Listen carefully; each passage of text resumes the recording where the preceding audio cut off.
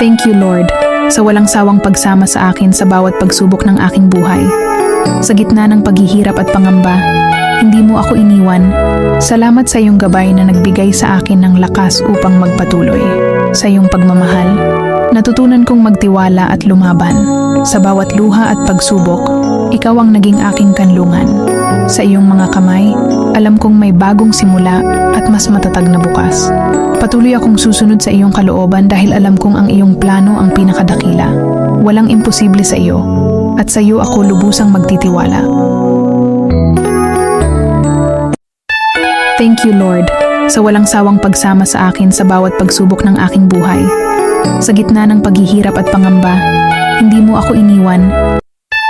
Thank you, Lord, sa walang sawang pagsama sa akin sa bawat pagsubok ng aking buhay.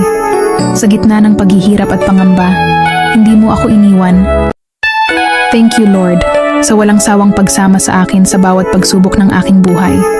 Sa gitna ng paghihirap at pangamba, hindi mo ako iniwan.